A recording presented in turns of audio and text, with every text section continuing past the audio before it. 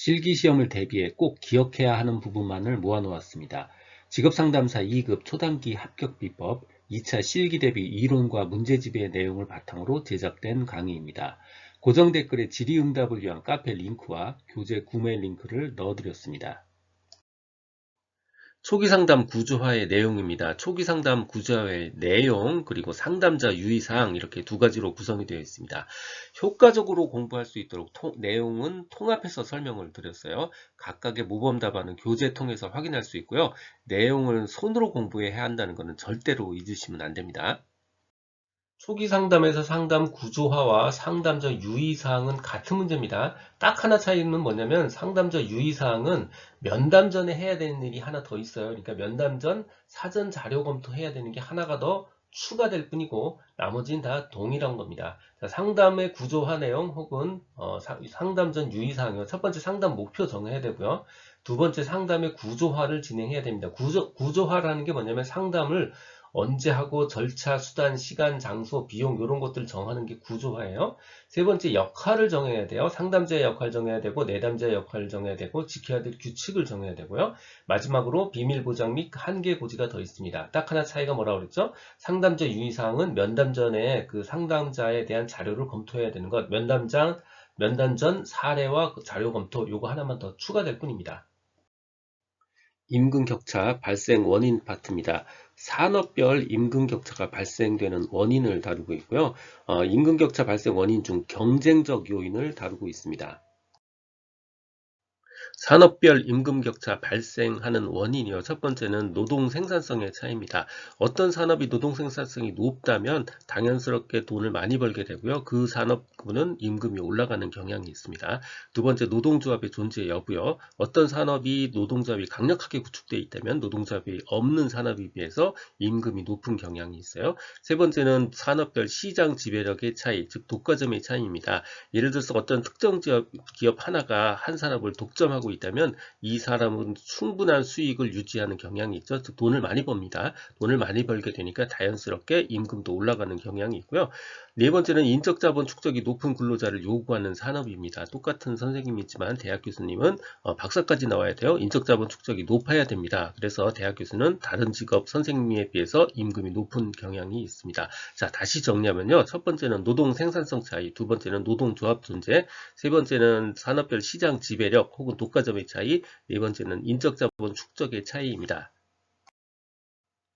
임금 격차의 경쟁적 요인이요. 생산성 관점, 두 번째 임금 정책적 관점, 그리고 세 번째는 시장의 단기적 불균형도 임금 격차의 요인이 될 수 있습니다. 먼저 생산성 관점에서는 인적 자본량의 차이가 임금 격차의 경쟁적 요인이 되기도 하고요. 생산성의 차이가 임금 격차의 경쟁적 요인이 되기도 합니다. 임금의 정책이 임금 격차를 만들어낼 수도 있어요. 어떤 산업은 보상적 임금 격차가 필요하기 때문에 임금 격차가 생기기도 하고요. 어떤 회사가 효율적 임금 정책을 추진하고 있기 때문에 임금 격차가 발생하기도 합니다. 마지막으로는 시장의 단기적 불균형, 이 부분도 임금 격차의 발생 원인 중에 하나입니다. 톨버트의 집단 직업 상담, 상담 과정에서 나타나는 5가지 활동 유형을 쓰는 겁니다. 자기 탐색, 상호작용, 개인적 정보의 검토, 목표 연결, 직업적, 교육적 정보 획득 및 검토, 합리적 의사결정. 이렇게 주르륵 읽으니까 무슨 말인지 하나도 잘 안 보일 텐데요. 알고 보면 모든 직업 상담은 최종이 그냥 의사결정이에요. 합리적 의사결정. 그리고 대부분은 관계 형성하고 바로 자기 탐색합니다. 그러니까 자기 탐색으로 시작하고 합리적 의사결정하는 게 맨 마지막이고요. 합리적 의사결정 바로 전에가 바로 직업이나 교육의 정보를 획득하고 검토하는 겁니다. 결정을 내리기 전에 정보 획득하는 과정이 바로 전이에요. 그러니까 요 세 가지는 무조건 다 공통이고요. 나머지 요 두 가지만 집단 직업 상담이기 때문에 나타나는 특이한 현상이에요. 자, 첫 번째, 집단 직업 상담이니까 이 두 번째 단계에서는요, 상호작용을 하게 되고요. 여러 명이니까 상호작용을 하게 되고요. 그리고 그 상호작용을 통해서 개인의 정보를 검토하고 목표와의 연결 작업을 시도합니다. 이 두 가지만 특별히 더 기억을 해주시고, 자기 탐색, 그 다음에 직업적, 교육적 정보 획득 및 검토, 합리적 의사결정, 요거는 상식적인 수준으로 적어주시면 됩니다. 듣고 계신 강의는 직업상담사 2급 초단기 합격비법의 핵심 내용 파트입니다.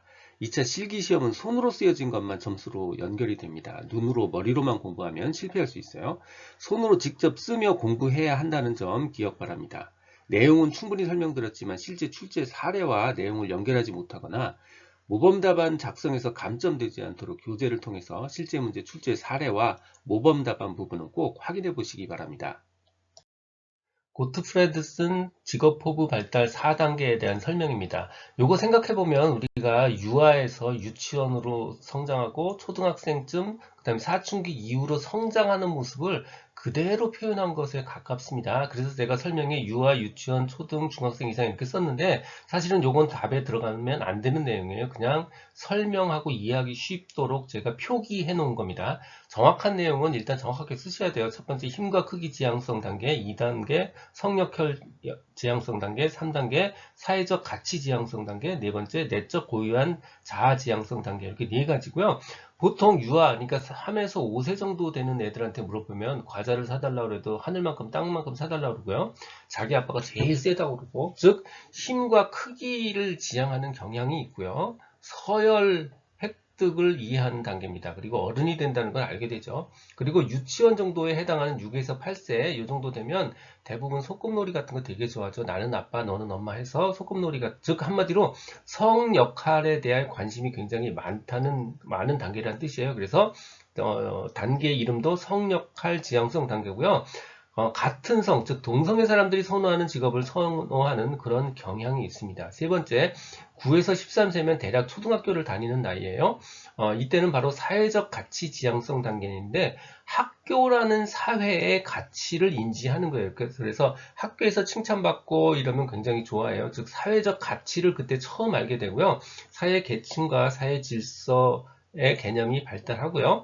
결과적으로 사회적 명성과 관련이 있는 직업들을 선호합니다. 그래서 옛날에는 무슨 과학자나 무슨 이런 거 좋아했었고요. 근데 최근에는 무슨 다 K-팝 스타 한다 그러죠. 이게 바로 다 사회적 명성과 관련이 있는 직업들을 선호하는 경향이 있기 때문이에요. 마지막 대략 중학생 이상에 해당되는 14세 이상이요. 내적 고유한 자아 지향 단계고요. 이때 사춘기를 지나면서 결국 자아 정체감이 형성되고 자신의 가치관과 능력을 이해하게 되니까 결국 거기에 적합한, 능력에 적합한 직업을 선택하려는 경향이 생깁니다. 실존주의 상담에서 궁극적 관심사에 관련한 주제 4가지를 적는 문제입니다. 이 문제는 실제 출제된 사례를 한 번씩 확인해 보실 필요가 있습니다.